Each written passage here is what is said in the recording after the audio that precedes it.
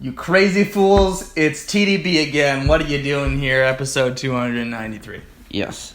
And today we have some Rob Pour 2014.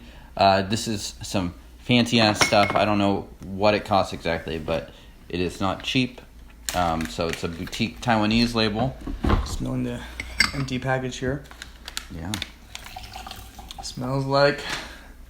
dollars. Yeah, it smells pungent. Smells like it could be sweet. I'm excited. Where was this procured? This was sent to us by my friend Peter. So thank you, Peter. I think he got this from Taobao or Taobao, similar thing. Got it. So it's one of the real premium ones. You can see it's sort of an iron cake too. Yeah, wow. But sort of a lighter iron cake. Like you could definitely break that up. So this is not like the iron cake that you're gonna slice someone's head off with. Yeah. It's more like an iron cake that you gotta, that might get sliced in half if you try to slice someone's head off. So, not a lethal iron cake. I don't know how we got on this tangent. We're bringing you all of the relevant descriptions of this tea. Oh man, I love this show so much.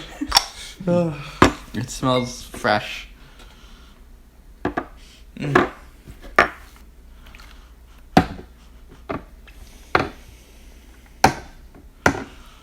Yeah, it has some fruit in it. Yeah. Interesting. So, the tea is Gedeng area, or I'm probably saying it wrong, but that's sort of a greater Iwu, Six Famous Mountain area. Cool. Okay. So yeah, we should expect, or maybe hope to have some, sweet, hopefully sweet flavors, maybe some light flavors. This tea has been aged. Wow, look at the color. Really interesting. Yeah. For just 4 years, so we'll see how it's doing. Yeah. Yeah. Looks like it has had relatively standard aging. It's definitely not burn up like a tea with 10 years of age or anything like that. And is the tea's quality, or rather reputation, a product of the general area's reputation, the person who pressed the cake? Yeah, so it's pressed by Xizi Hao, Okay. who we've had some teas of, a Taiwanese boutique. Got it. With decent reputation, I guess. Yeah. And this is one of their really premium productions from 2014. I don't know exactly what it costs, but I think it might be close to 4 digits US for a cake. So it's an expensive cake for sure. Yeah. And I have not had it. I only had one session, so we're drinking it here. Yeah. Got it. Yeah. Cheers.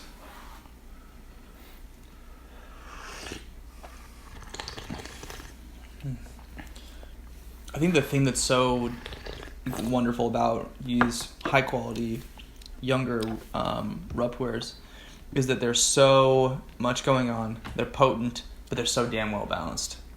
It's kind of unimaginable to get something this expensive, honestly, that would be just like, I would say, harsh. So this is already really delicious. Yeah. This tea for me, the mouthfeel is very interesting. The flavor is actually really, really light for me on this first. But it's got this sort of like really thick balling that feels like when it's going down your throat. So It's brewing up light too. I mean, just in terms of the saturation of the color and Right. the actual chaha is really So feels like maybe tasting some hints of the sort of like really Huigan. So we'll see.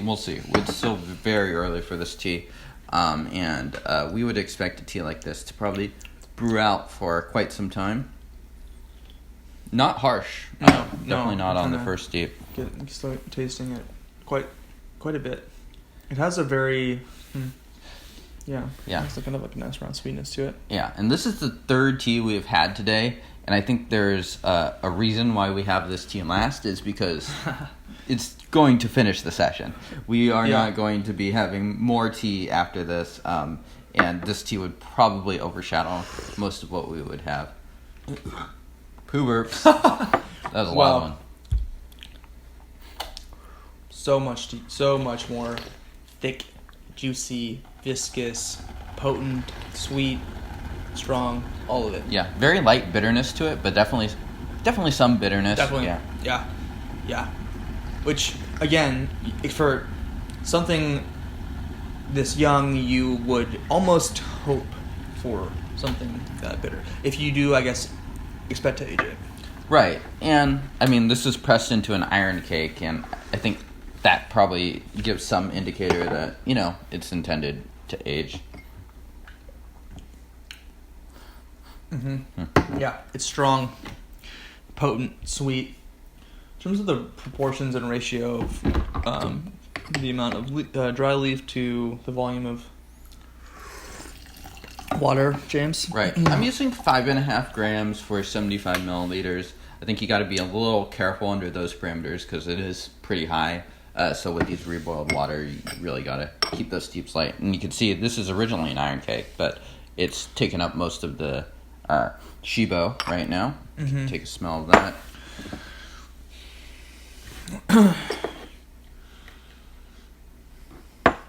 There's notes and elements of almost baozhang in here and other green sweet oolongs, So slightly roasted. Yeah.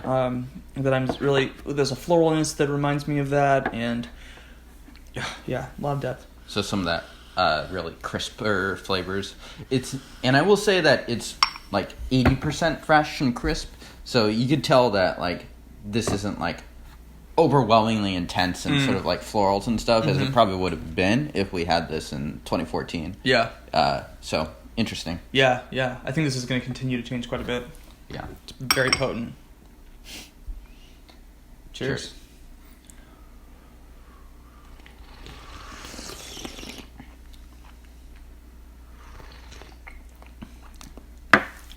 Ooh, it's getting salty and oceanic and potent as fuck. Yeah. So Denny, you keep saying potent. Woo! How do you experience the potency of this tea? There's this like deep, juicy, grassy, green grassiness to this that leaves this like, I don't want to say like a lump on the back of my tongue, but it's just like shooting sensation.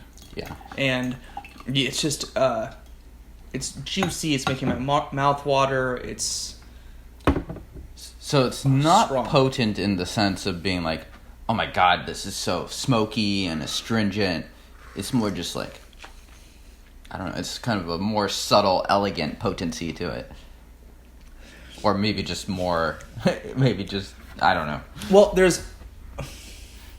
it's like a bunch of different flavors hitting you at once that are really strong as opposed to one that's steamrolling you over. Right. It's still balanced. There's still a lot going on in the cup. It's just strong. It's strong. It's sweet. The sweet flavors are strong. There's a really, I really am getting that sort of like residual, slightly baozhang kind of vibe from this. And then That's interesting. bitterness. Yeah. For me, this tea definitely tastes squarely. I'm getting some of that like sort of body feel that you get from pu'er. This tea, I think I'm experiencing the potency in that way. It seems like I'm also having a difficulty speaking in complete sentences. So, what number? What steeping is this? What number? 4. Okay. Yeah. Don't do drugs, kids. Jeez. Don't do too much pu'er, kids. Seriously. Yeah, I know, right? All right, cheers. Yeah.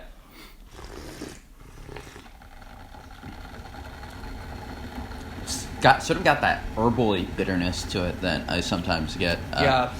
Ooh. I don't want to say this is harsh, but it is so strong. It's like it has that very. I feel like now there's this really still verdant green tea grassiness going on here. I feel like the more we get into this like the fresher and crisper and more like mulch pile that we're getting into. You can really tell that the material on this is very, very good. Oh. The depth of it and the sort of body feel, I think, is strong. This is episode number 398. So we have had at least 397 teas before this. So it's not like we are newbies getting messed up. This is strong stuff. Especially given that you said 398 when it's only 293. Yeah, I couldn't think of the number. I Maybe not quite true. Yeah. Or rather, I guess, given that, we can't even say the words right. I can't speak. Yeah. So you can see that at this point, I am keeping these at a flash steep. Dude. Because yes. I don't think I could take much more above that. Potent. This is the when we talk about young raw puer and the promise for a more relaxed future, we are talking about these sorts of teas. I will say this though, clean, clean, balanced, dynamic. It's just like, are you trying to go to 11 right now? Because that is what this tea is like. Yeah. No, I mean, like, when people talk about puer being sort of like psychosomatic and stuff like that, or like impacting your body in like these really unusual ways, this is the sort of tea that they're talking about. And like a lot of times you'll experience these sort of sensations in a lot more mildly. This time it's like we're only like 5 or 6 steeps in. Yeah. So it's something. I mean, this is like 5.5 grams split between 2 people. Yeah, very potent. The aroma is still really good on this. There's almost a hint of baking spice smells in there too. I'm getting almost a head rush from this. Yeah. Woo! Here we go. Cheers.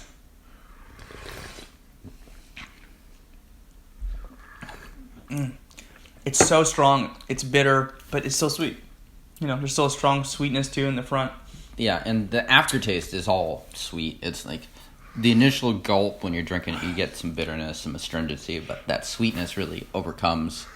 And yeah, feel it deep in the body. Can you handle one more, or are we gonna explode? I'm just gonna look at the next steeping. Okay, we're gonna do one more on camera. We'll see. Oh my lord. Wow. Yeah. Yeah. I'm glad I had a big breakfast this morning because this is a strong cup of tea. Yeah. And no kidding. I am like feeling like I'm being lifted, propelled out of my seat, and in a good way, elated. You might not be able to compete in the Olympics after having this. It might be some PEDs, if you know what I'm saying. Seriously, yeah. Yeah, it might be the same sort of stuff that you go to Germany to get the special injections that Kobe gets. Totally. Yep. TRP, not PRP. Yeah. Yep. Yeah. You just know if something is like 3 letters that it's probably not good for you. There's a little something for everyone at TeaDB. Wow. Look at the quality of the material too. Just looking at it. It is really gorgeous. Yeah. It's very good. Yeah. Seriously, and potent, uplifting, powerful.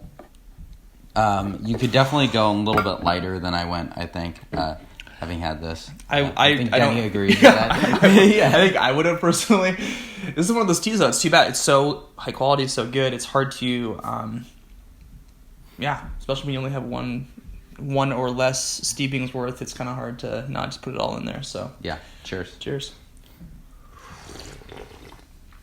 And I actually could have used 6 grams, but I was gonna say you showed restraint. There's a little bit left over too. Yeah, we have passed the cliff, and we are now.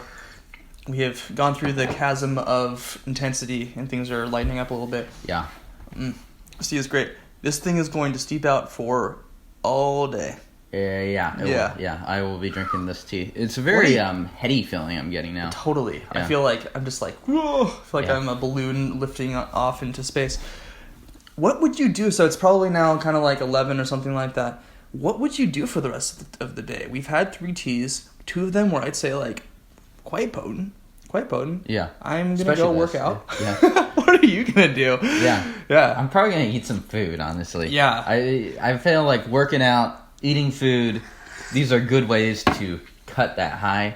It's an interesting topic, too. If you drink as much tea as we do sometimes, you got to figure out some ways. Because if you just sit here and do nothing, You not sleep. This is not a bedtime, not a nighty-night tea. Exactly. So, but also too, James, beyond just having some food, would you return back to this tea later on to continue to brew it out? Would you switch teas? I think so. I think it'd be a real waste. So what I'll probably do with this tea is I'll wait. I'll have some food. Right. I will come back to it. I'll probably toss that little bit into here. I will brew it throughout the day. Because this tea is so strong, it depends how much it hits me, but might even continue to brew it tomorrow. Yeah. Not out of the question. Feels like a real waste to just do 6 infusions. And, yeah, so this feels like a 20 infusion sort of tea. So I'll probably do something kind of like that. Totally, yeah. And this is the kind of tea that you don't want to start late in the day. No, You want to enjoy it all day. 100%. Yeah, and as Denny said, it's like there's a reason why you would age something like this. It would become a lot easier to drink, but you would still maintain a lot of the good qualities in terms of like energy and things like that. Yeah, delicious.